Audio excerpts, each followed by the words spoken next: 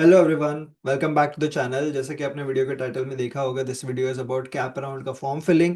Step by step guide में बताऊंगा how to fill this CAP round. क्या इसमें डाउट्स है स्टूडेंट्स को, सारे क्लियर कर दूंगा। बहुत सारे टूल्स लोग यूज कर रहे हैं फॉर कन्वर्टिंग पीडीएफ, फोटो कैसे अपलोड करना है, Maharashtra type A B C candidate में डिफरेंस क्या है, एक्सेट्रा।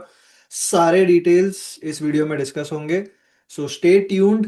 वीडियो अच्छा लगा तो लाइक करना and also please subscribe to our channel so it motivates me to make more videos like this. तो सबसे पहले आपको आना है cetcell.mahacet.org। यहाँ आने के बाद में आपको सीईटी एग्जामिनेशन पोर्टल के ऊपर क्लिक करना है। यहाँ आके आपका डिटेल्स डाल दीजिए। डिटेल्स डालने के बाद में सबसे पहले तो आप आपका hall ticket and admit card एक बार चेक कर लो। Hall ticket admit card download करने के बाद में यहाँ पे दो चीजें जो इंपॉर्टेंट है, विच इज सबसे पहले आपका रोल नंबर आता है यहाँ पे। फिर आपको पूछा जाएगा रजिस्ट्रेशन नंबर या एप्लीकेशन नंबर जो है आपका यहाँ पे। Now that we have a roll number and registration, हम वापस आ जाएंगे यहाँ पे। फिर आपको वापस आना है यहाँ पे इस पेज पे एंड क्लिक करना है कैप प्रोसेस पे and on masters of business administration. So you can see home पे सबसे पहले प्रोसीड टू फिल एप्लीकेशन, इस पे क्लिक कर देता हूँ।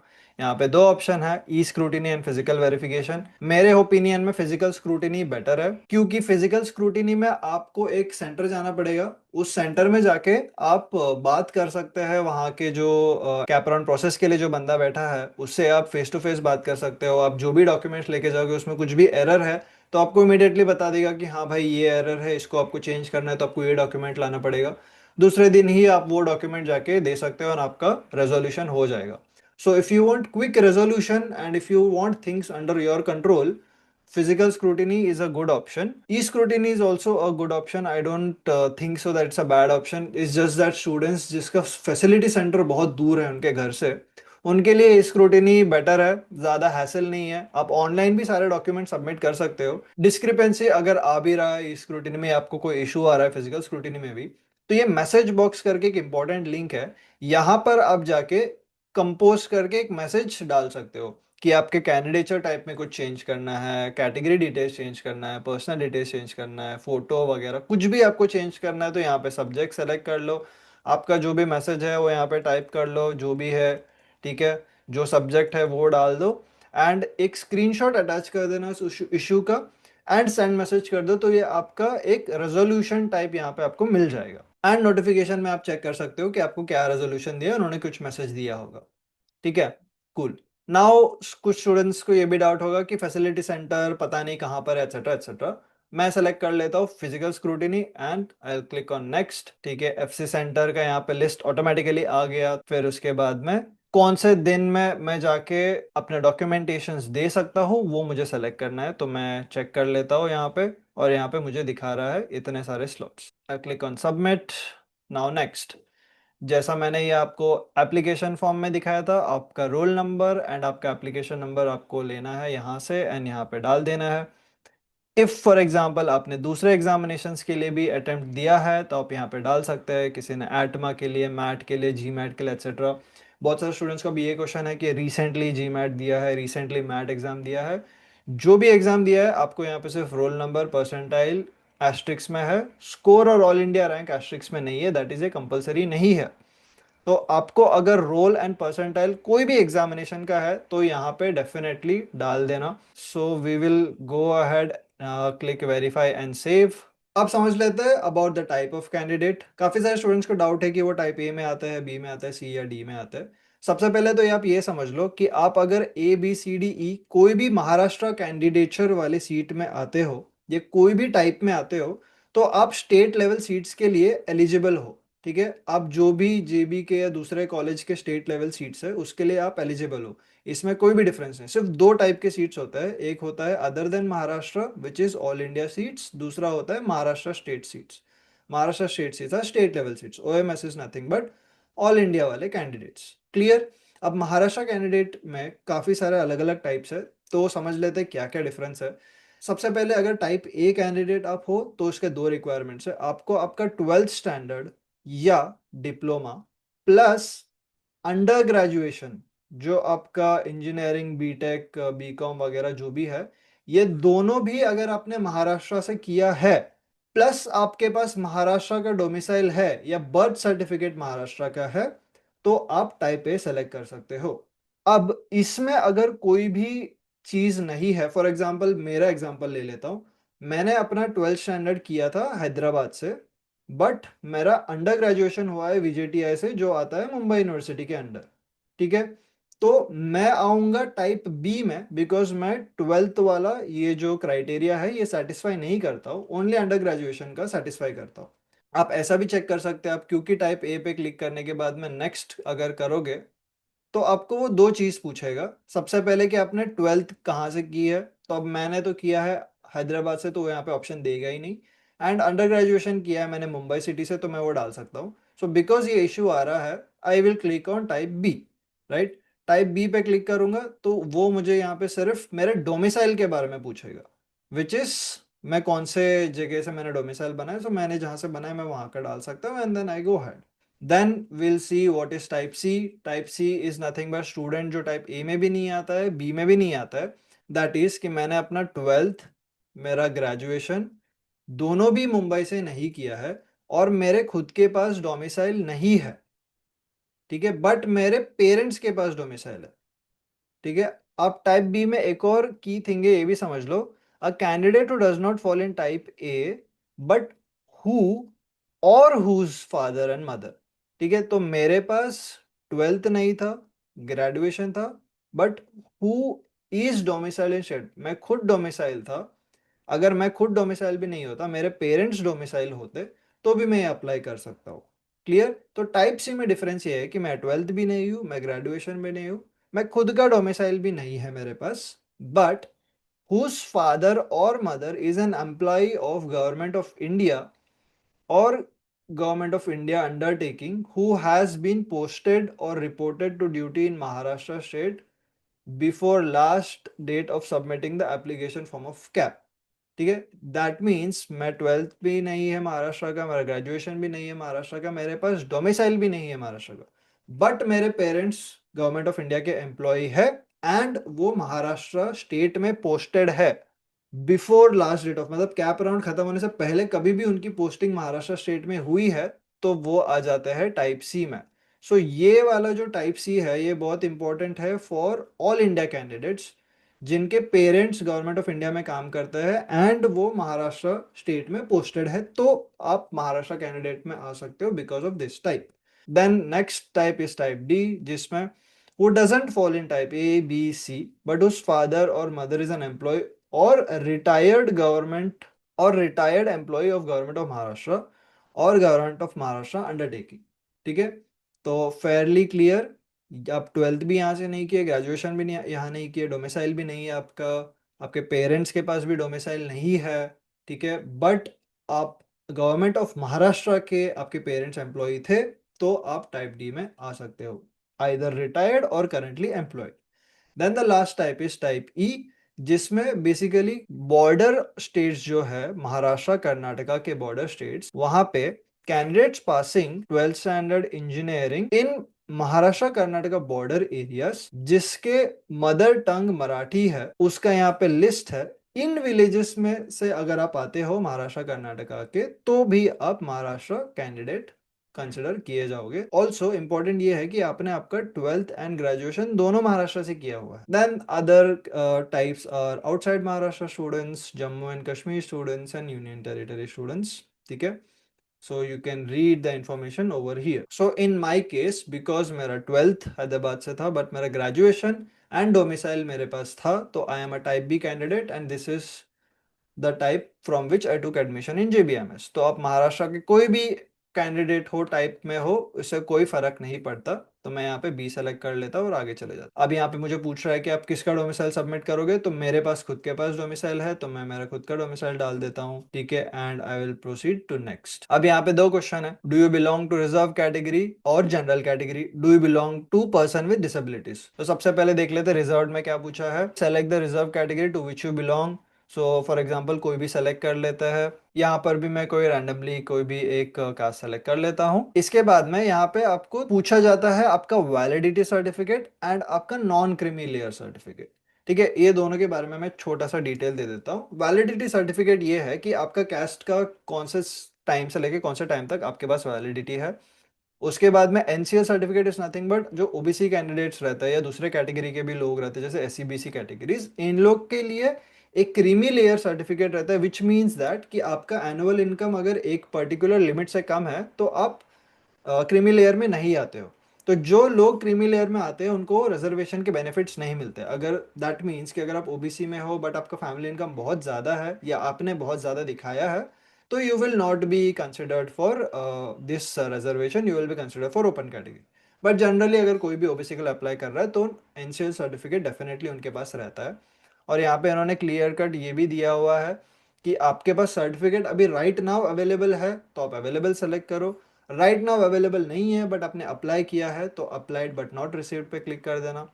तो मैं यहाँ पे for example applied but not receive click कर देता हूँ, अवेलेबल होता तो मैं डायरेक्ट अवेलेबल क्लिक कर देता। फिर यहाँ पे वो मुझे पूछेगा कि मेरा एप्लीकेशन नंबर क्या है, तो मैं वॉट एवर एप्लीकेशन नंबर यहाँ पे डाल देता हूँ। फिर वो मुझे अथॉरिटी नेम, डिवीजन जहाँ से आपने अप्लाई किया, जिस डिस्ट्रिक्ट से आपने अप्लाई किया उसके बारे में पूछेगा, तो आप जिस डिस्ट्रिक्ट से आपने अप्लाई किया आप वहाँ पे डाल देना। यहाँ पे कुछ इंपॉर्टेंट इंस्ट्रक्शंस भी दे रखे हैं कि you are required to submit the caste certificate clearly mentioning the category of the candidate and also the remarks that the caste is recognised backward caste in state of Maharashtra. And जो भी non creamy layer वाला है आपको जो issue किया गया है वो वैलिड होना चाहिए अप टू नेक्स्ट ईयर के मार्च तक।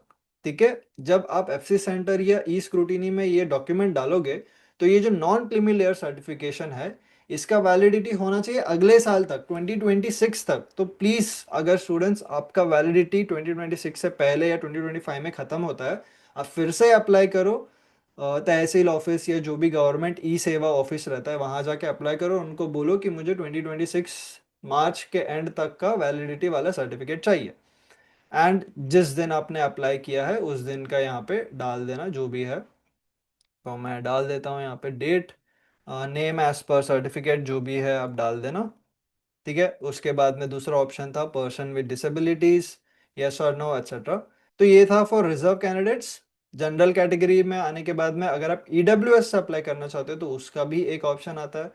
Now again for EWS candidates same यहाँ पे है, बहुत सारे स्टूडेंट्स हैं जिन्होंने ईडब्ल्यूएस के लिए मे बी अभी अप्लाई किया होगा रिसेंटली या आपके पास ऑलरेडी सर्टिफिकेट होगा। अगर आपने अप्लाई किया है फॉर ईडब्ल्यूएस सर्टिफिकेट बट आपके पास अभी तक वो आया नहीं है एंड आपका एप्लीकेशन अंडर रिव्यू है, तो आपको एक चीज का गारंटी इनको देना पड़ेगा कि कैप राउंड 4th का जो डेट रहता है उससे पहले आपको 101% आपको ये डॉक्यूमेंट आके सबमिट करना ही होगा। ठीक है, एंड यहाँ पे आप क्लिक कर सकते हो for the proforma of the EWS candidature, ये आपको फिल करके इसका आपको रिसिप्ट जो है यहाँ पे अटैच करना होगा when they will ask for the documentations. Person with disabilities, if yes, then you have to claim the type of disabilities, etc. If no, then no. Then next यहाँ पे 3 डॉक्यूमेंटेशन पूछा गया। सबसे पहले इंडियन नेशनैलिटी, तो आपका Indian nationality वाला जो भी certificate is nothing but your domicile certificate, वो आप यहाँ पे क्लिक कर दो। अगर आपके पास है स्कूल लिविंग सर्टिफिकेट तो वो भी आप डाल सकते हो। तो any one out of these 3 you can select. So जो आपके पास है उसके हिसाब से आप सेलेक्ट कर लेना। मेरे पास डोमिसाइल है तो मैं वो क्लिक कर देता हूँ, आई क्लिक नेक्स्ट। ओके, सो सारे नंबर्स आई हैव मेंशन्ड यहाँ पे। नेक्स्ट आपको आपका ग्रेजुएशन स्ट्रीम सेलेक्ट करना है, place of passing graduation in India, graduation type full time. अब आ जाता है ग्रेजुएशन मार्क्स टाइप पे which is very very important. बहुत सारे स्टूडेंट्स को यहाँ पे काफी सारे डाउट्स है। परसेंटेज अगर आपको मिलता है तो very very good, but these days every undergrad college gives their marks in grade points only, वो सीजीपीए में ही रहता है। तो इनको सीईटी सेल वालों को ये ग्रेड्स को रैंक करना बिकॉज मुश्किल है। हर एक ग्रेड का डिफरेंट मीनिंग होता है इन डिफरेंट यूनिवर्सिटीज, इसके लिए वो लोग मांगते हैं conversion formula for converting CGPA into percentage. तो अब फॉर एग्जांपल मुंबई यूनिवर्सिटी में काफ़ी सारे रूल्स अलग अलग रहते हैं। सो फॉर एग्जांपल मैं 2018 में ग्रेजुएट हुआ था। 2018 से पहले मेरे कॉलेज में कोई परसेंटेज कन्वर्जन का कोई रूल नहीं था। ठीक है, बिकॉज कोई रूल नहीं था मेरे मार्कशीट के पीछे लिखा हुआ था कि डायरेक्टली इनटू 10 करना है सीजीपीए को अगर परसेंटेज में कन्वर्ट करना है तो। बट 2019 के बाद से एक रूल आ गया जो मुंबई यूनिवर्सिटी में पहले से चलता है, तो there is a conversion formula. ठीक है, एक कन्वर्जन फॉर्मूला रहता है जिसमें आपका सीजीपीए, फॉर एग्जांपल सीजीपीए अगर 8 है तो उसको अगर परसेंटेज में कन्वर्ट करना है तो वो रहता है कि -0.75 इंटू 10 और समथिंग लाइक दैट, राइट। सो इसके वजह से मेरा परसेंटेज हो जाएगा 72.5%। ठीक है। जिस किसी के मार्कशीट में क्लियरली लिखा है कि सीजीपीए को परसेंटेज में कन्वर्ट कर ही नहीं सकते, तो वो सीधा इंटू 10 कर देना।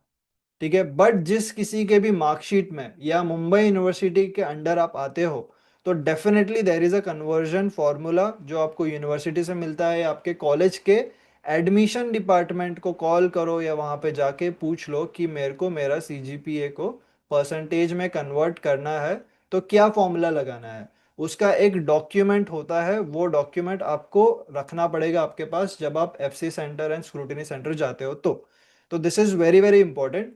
सिंस मेरे मार्कशीट में क्लियरली लिखा हुआ था कि कोई भी सीजीपीए को परसेंटेज में कन्वर्ट नहीं कर सकते, इसीलिए मैं उसको सीधा इंटू 10 कर देता था।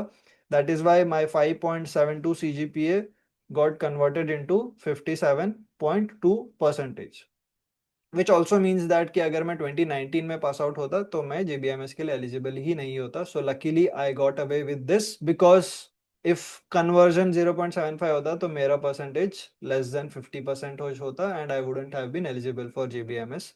सो luckily I got away with this.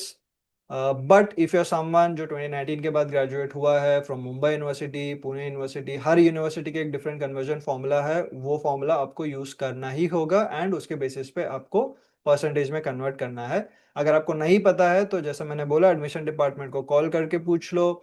अगर आपने ये नहीं किया तो आपको डिस्क्रिपेंसी आएगी एंड आपको वापस सबमिट करना पड़ेगा। क्लियर। नाउ मैं सेलेक्ट कर लेता हूँ, मेरा मार्क्स ऑब्टेन्ड है 5.72 out of 10 which gives me 57.2 percentage. ठीक है। Now I click on save and proceed. ठीक है, सारा इंफॉर्मेशन मेरा यहाँ पे आ गया है। देन आपका पर्सनल एड्रेस, परमानेंट एड्रेस जो भी है वो आपको यहाँ पे डालना है and then you have to click on save and proceed. काफ़ी सारे स्टूडेंट्स को यहाँ पे डाउट्स है कि फ़ोटो एंड सिग्नेचर कैसे अपलोड करना है। यहाँ पे कुछ इंपॉर्टेंट नोटिफिकेशंस एंड इंस्ट्रक्शंस दिए हैं, this is very very simple. आपका फोटोग्राफ का साइज़ इन्होंने बोला है विदाउट बॉर्डर होना चाहिए, और ये कह रहे हैं कि आप फोटो एंड सिग्नेचर दोनों को एक स्कैनर के ऊपर डाल के उसको एक जेपेग फॉर्मेट में सेव कर लो। तो ऑब्वियसली हर किसी के घर पे स्कैनर होगा नहीं, या आपको जाना पड़ेगा जेरोक्स सेंटर में लोकल, यहाँ पे वहाँ पे आप स्कैन कर सकते हो। बट इसके अलावा भी एक बहुत ही सिंपल सा तरीका है जो आप यूज़ कर सकते हो आपके घर पे बैठे बैठे। वो ये है कि आपको बस गूगल डॉक्स ओपन करना है। डॉक्यूमेंट ओपन करने के बाद में आपको बस इंसर्ट पे क्लिक करना है जो है यहाँ पे, फिर इंसर्ट पे क्लिक करके इमेज पे क्लिक कर दो, फिर आप अपलोड कर दो आपका सिग्नेचर एंड फोटो। ठीक है। अब मेरा सिग्नेचर एंड फोटो यहाँ आ गया, बट ये काफ़ी बड़ा दिख रहा है, तो मैं अभी क्या करूँगा, सबसे पहले ये मेरे फोटो के ऊपर क्लिक करके ये जो ऑप्शन है इन फ्रंट ऑफ टेक्स्ट, इस पे क्लिक कर देता हूँ। फिर यहाँ पे आ जाता है मूव विथ टेक्स्ट करके, ये मूव विथ टेक्स्ट पे क्लिक करके मैं क्लिक कर देता हूँ फिक्स पोजीशन ऑन पेज। ठीक है। अब fix position on page click करने के बाद में मैं इसको छोटा सा कर देता हूँ, सबसे पहले तो साइज। ठीक है, इतना मैंने कर दिया। अब ये मैं कहीं पर भी रख सकता हूँ।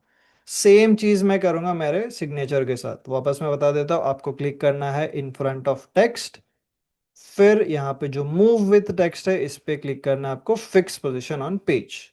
ठीक है, fix position on page click करके मेरे सिग्नेचर का साइज में ड्रॉप कर देता हूँ। ओके, ये हो गया। अब मेरे सिग्नेचर में काफी वाइट स्पेस भी है, तो मुझे अगर क्रॉप करना है तो मैं यहाँ पे अलग से डबल क्लिक करूंगा इस फोटो पे। ठीक है, या राइट क्लिक करेंगे तो क्रॉप इमेज आता है। क्रॉप इमेज आने के बाद में आप इसको क्रॉप भी कर सकते हो, साइज जितना चाहिए उतना छोटा कर सकते हो। ओके, ये हो गया मेरा सिग्नेचर क्रॉप, डन। अब मेरा फोटो उन्होंने बोला है बॉर्डर्स नहीं चाहिए, तो ठीक है, मैं वो भी क्रॉप कर सकता हूँ यहाँ पे बॉर्डर्स हटा के। ठीक है, फोटो मैंने छोटा कर दिया है, सिग्नेचर भी मैंने यहाँ पे डाल दिया है, बट यहाँ पे एक कैच है, आपका जो सिग्नेचर है और फोटो है ये और छोटा होना चाहिए, उसका एक स्पेसिफिक लिमिट है। तो इसके लिए मैं इसको और छोटा कर देता हूँ, यहाँ पे लेके आ जाओ। एंड आपका सिग्नेचर, ये जो 1 वाला लिमिट है, आप ट्राई करना कि ये 1 के अंदर, ये 1 के अंदर ही आपका बॉक्स के अंदर ये आ जाए। मैं आपको दिखा देता हूँ, इससे आपका इमेज का साइज भी छोटा रहेगा। तो आप क्या कर सकते हो, ये जो वन स्टार्ट होता है यहाँ से यहाँ का वन, फिर यहाँ तक, ये जो वन है यहाँ तक, आपको बस आपका फोटो, जैसा मैंने आपको बताया है, क्रॉप करना है या मूव विथ टेक्स्ट पे फिक्स्ड पोजीशन पे क्लिक करके इतने से बॉक्स में आपको फोटो लाना है बस। And you just take a screenshot. Windows use कर रहे हैं तो आप विंडोज की प्लस प्रिंट स्क्रीन पे ऊपर क्लिक करके स्क्रीनशॉट ले सकते हो। अगर आप मैकबुक यूज कर रहे हो तो कमांड शिफ्ट और 4 दबा के आप स्क्रीनशॉट ले सकते हो। तो मैंने ले लिया है। जस्ट फॉर एग्जांपल विंडोज की प्लस प्रिंट स्क्रीन जो यहाँ पे होता है कीबोर्ड पे फॉर विंडोज। स्क्रीनशॉट लेने के बाद में आपको आना है, एक वेबसाइट है साइज रेड्यूसर वाला, इसका भी लिंक मैं डिस्क्रिप्शन में डाल दूंगा।